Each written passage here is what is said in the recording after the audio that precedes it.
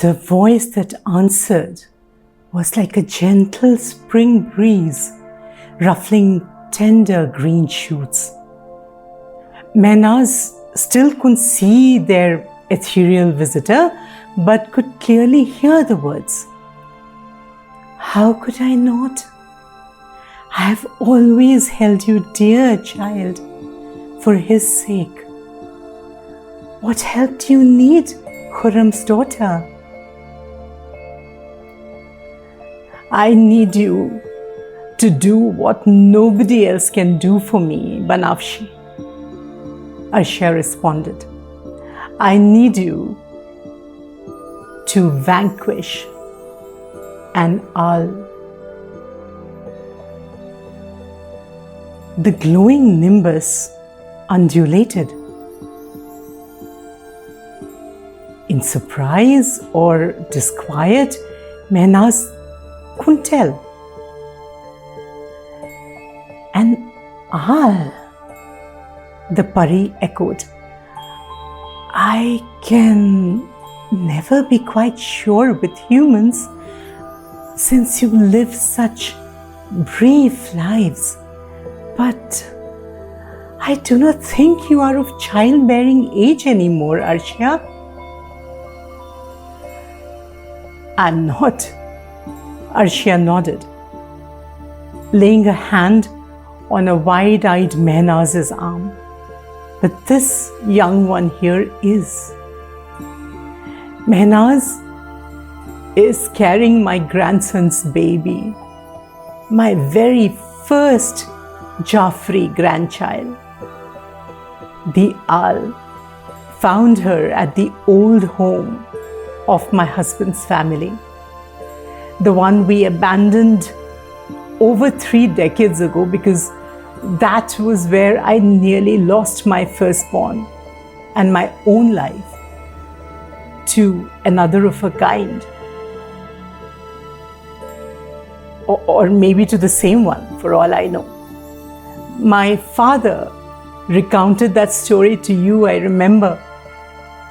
Unaware of what happened to me, my son and daughter-in-law sent this child and her husband back to that house for their Mahe Asl. And the owl found her.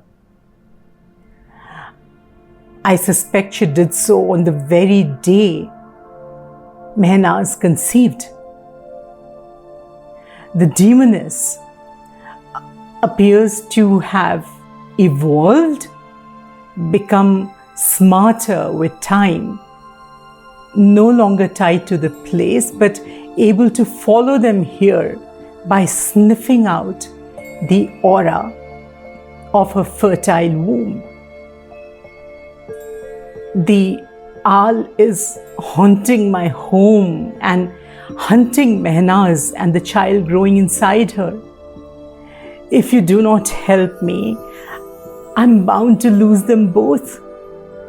You had promised my father that you would protect me and mine for as long as I lived. Honor your word, Banafshi, and banish this relentless ghoul. There was a long pause, a silence, while the two females, one human and the other ethereal, watched one another. Finally, the Pari sighed and remarked, I have never encountered or confronted an owl before. We inhabit very different planes of existence, you see, and rarely come face to face. I understand. Arshia inclined her head. But such encounters are not forbidden, are they? The Pari reluctantly shook her head. In that case, You can help, can you not, Banafshe?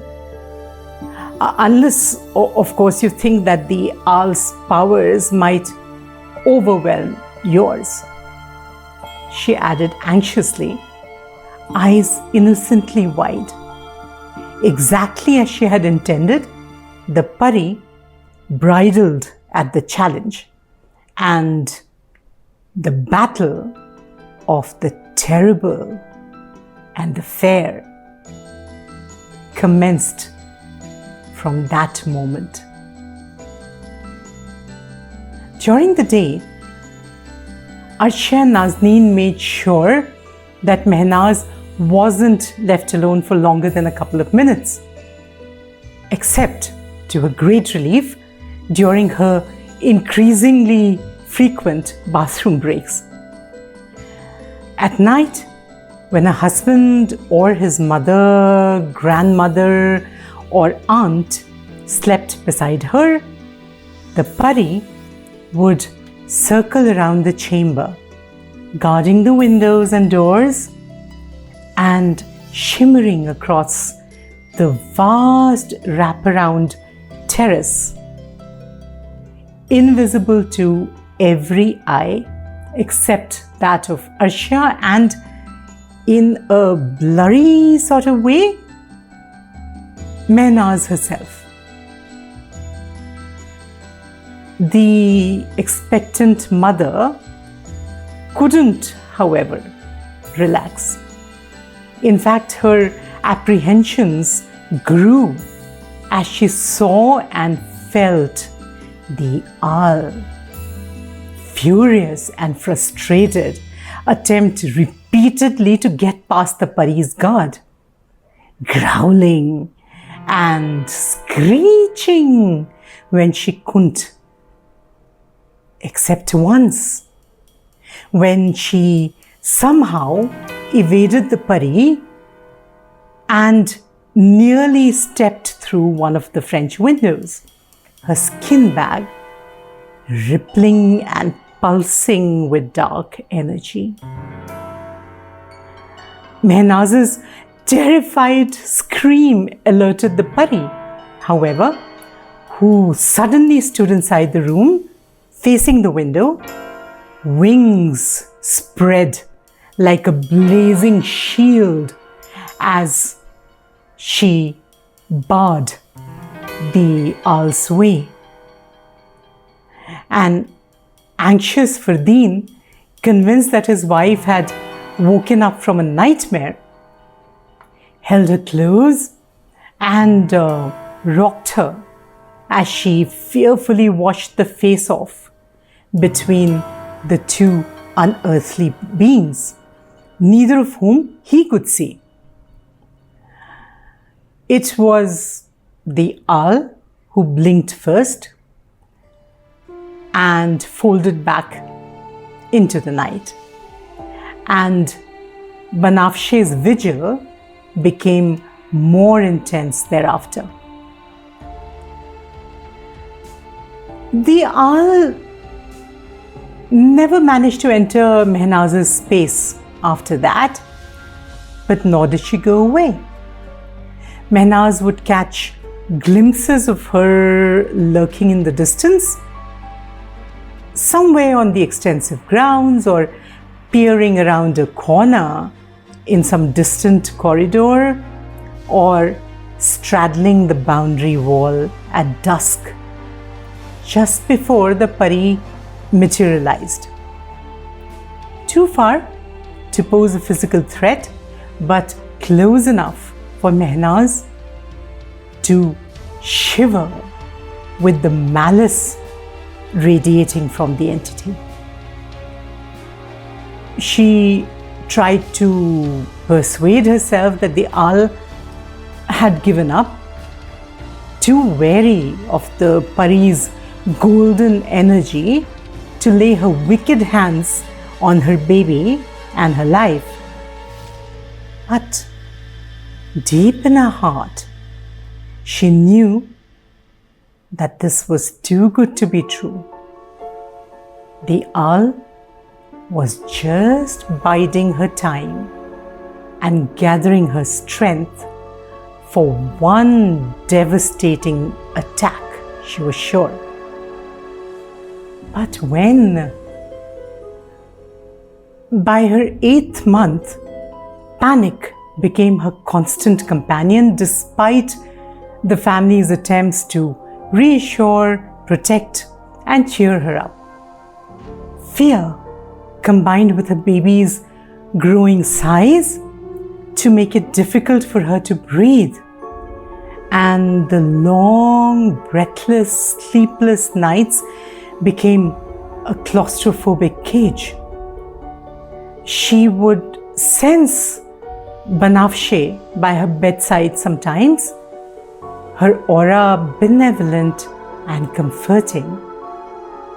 But she knew that the owl lurked close, sneering and growling, those scarlet eyes tracking and threatening, that dagger-toothed maw salivating with greed as she plotted her final move. It was that relentless stress that probably pushed her body into early labor, a full fortnight before her due date. The plan had been to go to the hospital for the birth, but the contractions began so suddenly, so intensely, that she had no option but to give birth at home. The doctor could not be reached, so the old midwife, Zohra, and her daughter, both of whom lived close by, were hauled out of bed at midnight to help with the delivery. As Mehnaz labored, sweated, screamed, and panted through the birthing process, her mind was a jumbled mess of pain and panic, hope and despair, as frightening images of the owl raged through her brain. The glimmering outline of the Pari circled the room as Nazneen held her hand and Arshia sat at the foot of the bed, her eyes glued to Banafshe as the agony and fear-racked minutes ticked by. Suddenly, just as the baby began to crown, barely 3 hours of intense labor later, the owl attacked, taking everyone, including the Pari, by surprise. Every electric bulb in the vicinity exploded. A shard slicing Zohra in the arm and another burying itself in Nazneen's foot.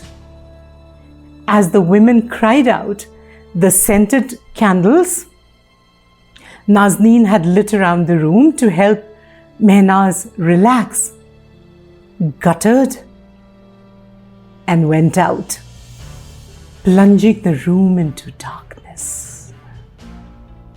In that moment of frightening confusion, Mehnaz felt the demonic being materialize at her bedside, her darker than dark aura enveloping her in a chilling shroud. She heard the low-throated growl and the clicking of long nails, and then cold, skeletal hands were roughly framing her distended, distressed belly, clenching around the still enwombed fetus. Mehnaz felt razor-sharp nails scoring her breasts and slicing through the flesh of her abdomen, tearing their way towards the tiny baby still inside, intent on stealing both her life and her unborn child.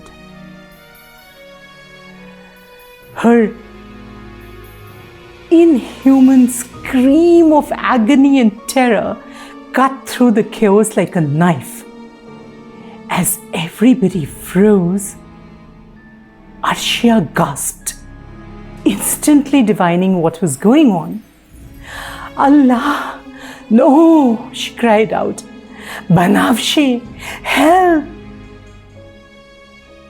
The next instant, Banafshe, incandescent with rage, ripped through the air to wrench the owl's vicious hands away from Mehnaz's ghost-streaked belly, blasting the creature through the windows onto the terrace outside.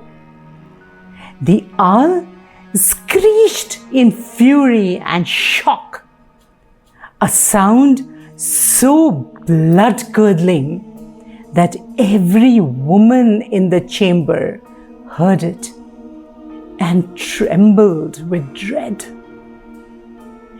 Even as Mehnaz's next contraction pushed the baby further into the world, the evil entity came barreling back through the windows, hooked teeth bared in challenge, rusted nails clicking like castanets, snarling and hissing like a crazed wolf as she attacked the blazing Pari with tooth and nails and murderous magic. Nobody could see the unearthly battle except the Pari-blessed Arshia and the panting and whimpering Mehnaz. But the clash of bright and dark energy was so savage that it seared the nerves of everyone present, making hair stand on end and skin break out in a rash of goosebumps. A shivering maid rushed around relighting the snuffed out candles while another ran down to get more. In the dim light, a pain-dazed Mehnaz saw the golden blur that was Banafshe strike furiously back at the owl. The Pari beat her great wings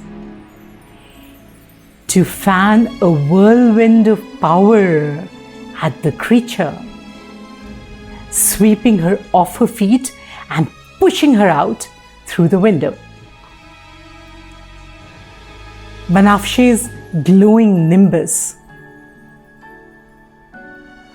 followed the howling owl into the night, landing on the terrace as the demoness righted itself and vaulted up to perch like a vulture on the railing, poised to launch herself at the grimly defiant Pari.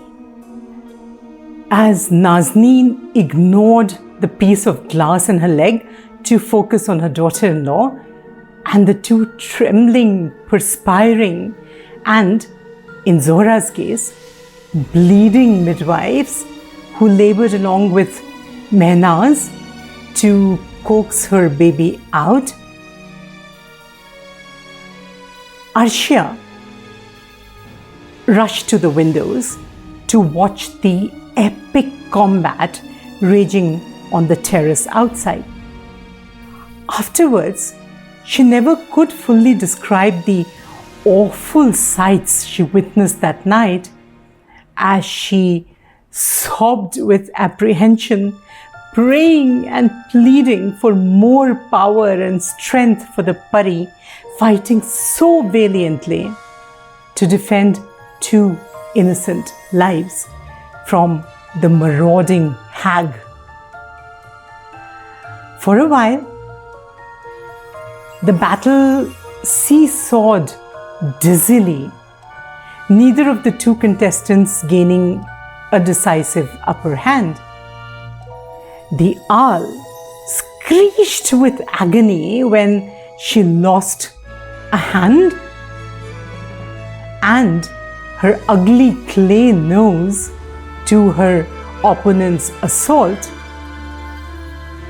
and the Pari cried out in pain when the demoness managed to shred one of her soaring, luminous wings. Black blood and bright feathers littered the terrace as the fight turned ever more vicious and unpredictable. Even though she knew it would probably do no good, Arshia drew out the loaded gun she had grabbed from her dead husband's closet before making her way to her grandson's bedchamber. With cold but steady hands, she pointed it outwards, just in case Banafshe couldn't hold the black-hearted ghoul back.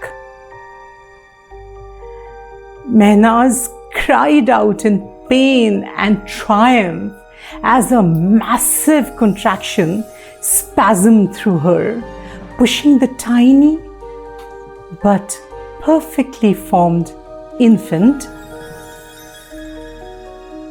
into the waiting hands of Zohra's daughter.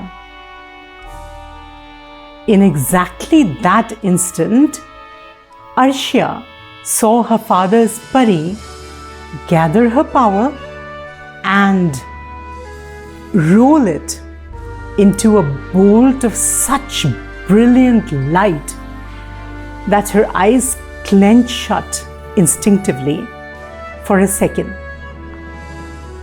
When she could see again, she caught sight of Banafshe standing over the wreathing, shuddering owl, the lightning bolt buried deep into the crone's bony chest.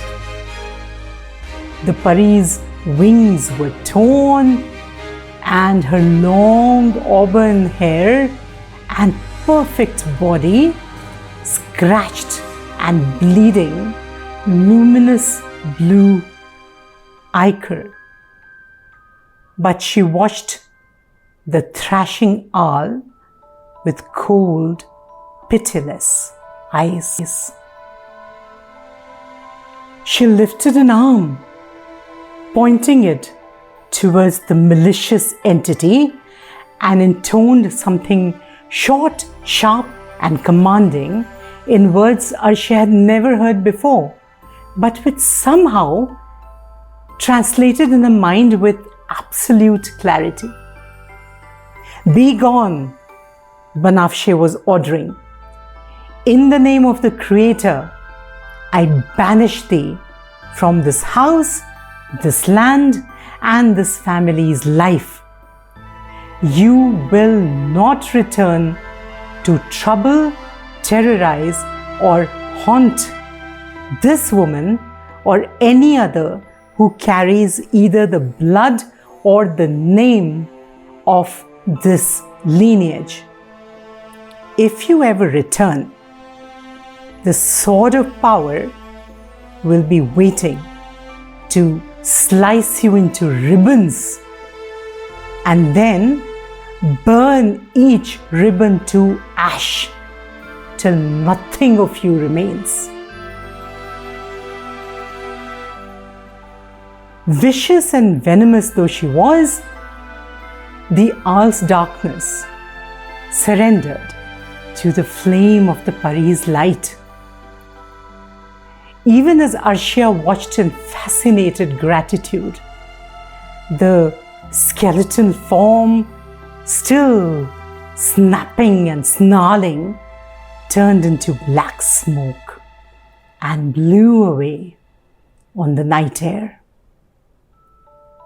The brilliant bolt flew back to Banafshe, unfurling and re-merging with her aura. Her mauled wings still drooped down her back, and ichor still leaked from her wounds. But Banafshe stood straight and slender as she turned to look at Arshia and the scene inside the room.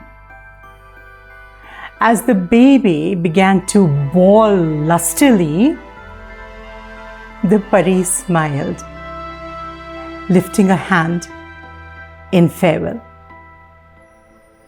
I have kept my word, beloved child of my Khurram, she called across the distance separating them.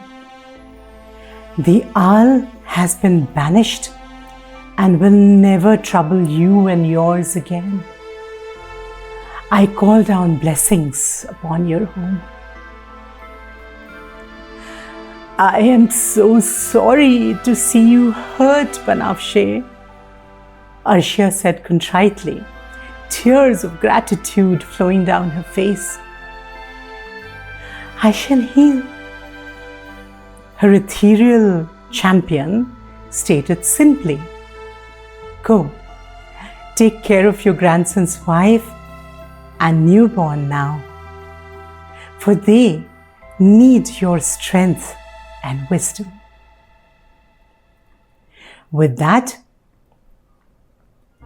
the Pari shimmered and faded from sight, and Arshia finally walked back to Mehnaz's bedside for her first glimpse of the beautiful baby girl who grew up to be Daria, Farin's mother.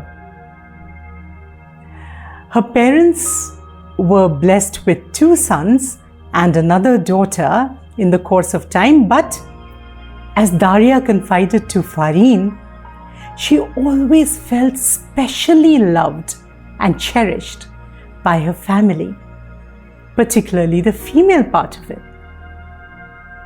She understood exactly why only years later, when she heard the terrifying story of her birth from Mehnaz and Nazneen, Arshia having passed away when she was 9.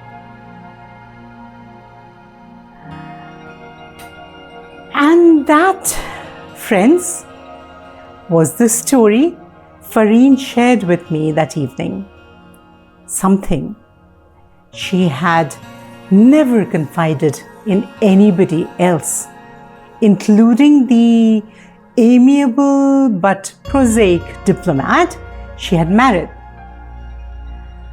He would have indulged her by listening to it, she said, and would then have gently but firmly dismissed it as a silly female fantasy born of a young bride's terror of giving birth. Corroboration by the other women who had witnessed the bizarre and scary happenings, in part or in whole, would have been seen as some sort of group hysteria. But we women know that such things exist, do we not?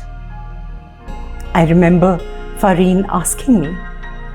Our modern, educated minds may tell us differently, but in our blood and our bones, we just know. For have we not been victims for millennia of evil of all sorts? And aren't our senses attuned to detecting it? I, for one, am convinced of that. What about you? On this sobering note, allow me to bid you adieu for the time being. Adieu, adieu to you and you and you. Till I return with yet another tale of the inexplicable and unusual sort. While you count the days to our next encounter, don't forget to like this video, subscribe to Tattle Tales with Sangeeta Bahadur if you haven't yet, and share this and my previous stories with everyone who enjoys a rush of adrenaline and a frisson of fear. And please take a moment to tap the like button to let YouTube know that you are enjoying these totally original stories. And remember also that this is part 2 of the same tale, The Terrible and the Fair. So in case you haven't yet had the time to catch the first half of this, please do go ahead and listen, because without that, it might be difficult for you to figure out exactly what's going on. Plus, I have also shared some very personal experiences in the first half, which you really must listen to. So, for the moment, bye. See you soon. So, ladies and gents, boys and girls, and all your beloved pets, here I am in York, in the UK, winding up this particular Halloween episode, which I call The Terrible and the Fair. Now that you've had 4 consecutive weeks of having fun with me, listening to Mehnaz's story about the owl and the Pari, I would like to tell you that I think I'm entitled to take a break. So I will not be seeing you again for a month, but please be back on the 6th of December when the first half of the next episode will be put up on YouTube. This one is based in one of my countries of posting in Belarus, and is about a dark lady who haunts the Neschwitz castle in that country. So I'm looking forward to seeing you soon, in about a month's time, and I hope so are you. In the meanwhile, take care of yourself, like, subscribe, and share the channel if you're enjoying those stories. And well, bye till then, and I'll see you.